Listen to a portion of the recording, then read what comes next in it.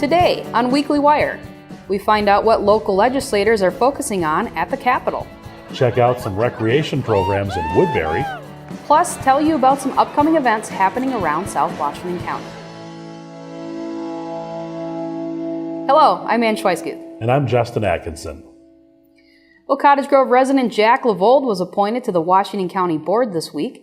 LaVold was one of 11 candidates to fill the vacancy left by Carla Bigham after she was elected to the state Senate in February. He will be on the county board until after the November election. LaVold is expected to be sworn in at the April 3rd meeting. In February, Minnesota and 3M settled their lawsuit regarding natural resource damages associated with a group of chemicals known as PFCs. 3M made a grant of $850 million as a condition of the settlement to address water issues in the East Metro. The MPCA and DNR have scheduled public information meetings to provide the public with an overview of the recent settlement and explain the process by which potential water quality and natural resource projects will be prioritized and selected for funding. The meetings will start with a half-hour open house, followed by a short presentation by state agencies at 6:30, ending with a Q&A and more open house time. Washington County will be partnering with the Recycling Association of Minnesota to sell compost bins and rain barrels at a low cost. To get the $20 off discount, order online at recycleminnesota.org and enter the promo code WASHINGTON. Proof of residency is required at purchase. There is a limit of 2 rain barrels and 2 compost bins per household. Pre-ordered items will be available for pickup at the Washington County Environmental Center in Woodbury during normal business hours. Well, work at the state capitol is in full swing. Our own John Lixet spent some time in St. Paul last week to catch up with our local legislators. Well, the other big thing happening in the legislature is, of course, the 2018 bonding bills that are going through. So we'll start with Senator Kent. Can you tell me a little bit about what your priorities are this year? Well, one of the big priorities in our region, and I know my colleagues agree with me on this one, it's the Hero Center, which is slated to be located in Cottage Grove at near the government center. But it's a joint effort between the cities of Woodbury and Cottage Grove, and it will ultimately be a regional public safety training facility.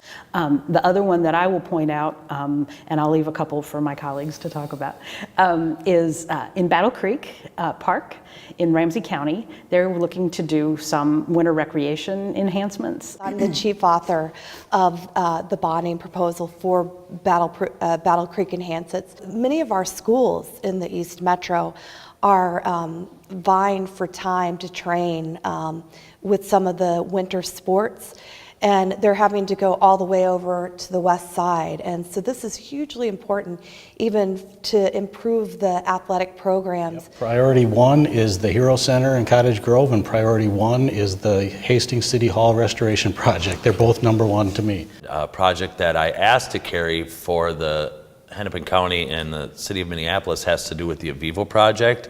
Due to my concerns in my work in the treatment center areas, it's a program that I found that hits all the benchmarks as far as I'm concerned and serves over 17 counties. You can watch the entire interview with both District 53 and 54 legislators on a brand new show called On the Hill. The first episode is airing now every day on cable channel 18 at 8 a.m. and 8 p.m. You can also check it out online at swctc.org. A property value notices have been mailed by Washington County. The market value estimates what your property is worth and is the basis of your 2018 taxes. If you disagree with these assessments, you can appeal in one of 3 ways.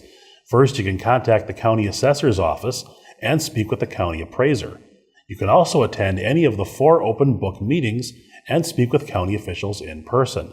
And you can also appear before the County Board of Appeals by contacting the assessor's office by April 30th.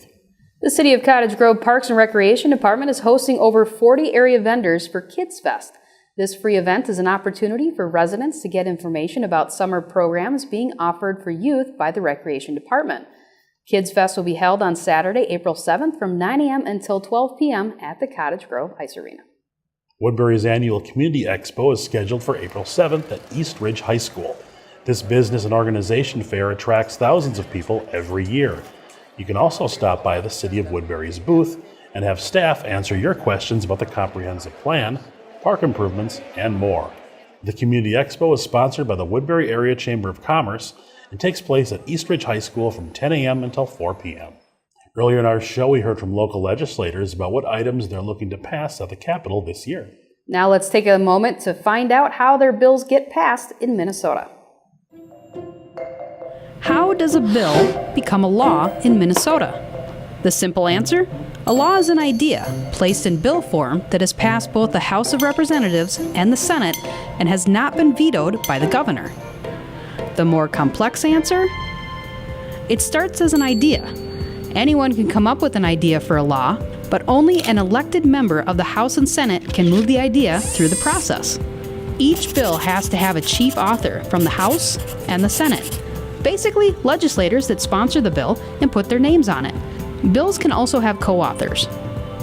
Next, a legislator brings their bill to the Office of Reviser of Statutes offices. These legal smarty pants help turn the bill into proper legal speak. Then it's time for introductions. The chief House author introduces the bill in the House, and the chief Senate author introduces the bill to the Senate. This is called the first reading. The bill is then sent to committee. Once discussed, the committee members recommend approval or disapproval to the full House and full Senate. If the committee disapproves, the bill is dead. If it makes it to the floor of the House and Senate, the bill has a second reading and is placed on the agendas. Here's where things differ from the House and Senate. In the House, the bill goes on what's called the General Register, where it waits to be acted on. In the Senate, bills are listed on the General Orders agenda. Senate members have a chance to debate the issue and offer amendments. Afterwards, they vote to recommend the bill pass, not pass, progress, or have further committee action. From there, the bill is placed on the calendar. The bill now gets its third reading in the House and the Senate. It needs 68 votes to pass the House and 34 votes to pass the Senate. If the House and Senate each pass the same version of the bill, it goes to the governor for a signature. If the bills differ, it goes to a conference committee that meets to work out differences and reach a compromise. The bill then goes to the House and the Senate for another vote. If it's approved, it's sent to the governor, who can then sign it, veto it within 3 days, or allow it to become a law without signing it. And that's how a bill becomes a law in Minnesota. We know it's really kind of a complex process when you break it down. It is. I remember the Schoolhouse Rock cartoon where they kind of went through the whole thing, and that was very educational. That was a lot of fun. I think we all remember the Schoolhouse Rock, how a bill becomes a law. I think we should do one of our own one of these days. We should. That'd be kind of fun. Just a bill. There you go. That's pretty good. You already got the words. There you go. Well, River Oaks Golf Course and Events Center in Cottage Grove is featuring country and rock musician Tim Sigler on April 7th from 8 p.m. to midnight. Sigler has performed at festivals like Country Jam and Grand Old Day. He plays hit songs from Johnny Cash to Jason Aldean. A limited number of tickets for the show are available for $20 per person. The doors will open at 6:30 p.m. with complimentary appetizers. The summer recreation brochure for the city of Woodbury is now available. You can sign up for various activities like day camps, youth adventures, adult and senior programs. Online registration at woodburyrecreation.com is now open. Some programs fill up fast, so early registration is recommended. St. Paul Park residents can adopt a park for a year. Duties include touring your park once a month, picking up trash, and taking note of anything in disrepair. Then report to Public Works what you found, and that's it. In return, the park will have a plaque that shows your name or group's name. Public Works has trash bags and gloves if you wish. There are a few parks to adopt this year, so contact City Hall to get involved.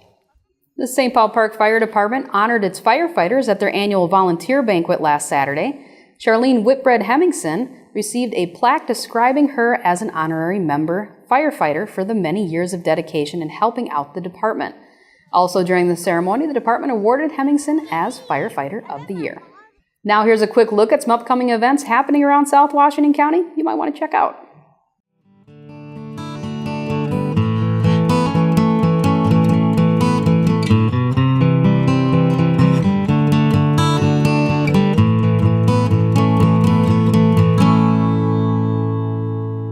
Well, Justin, spring break out there for a lot of people. What's your favorite place this spring break? You know, I like to go to the movies. That's kind of when I have some time to catch up on the ones I missed, so I'll take a couple days off and head to the movies. Oh, okay. I'd rather go to like a beach or someplace warm. That would be great too. But yeah, a lot of people doing their spring breaking. Some of them are done. Some are already broke. Some That's are true. planning to break. That's right. Some are breaking right now. So As we speak. however you do it, I hope you have fun. See you next week.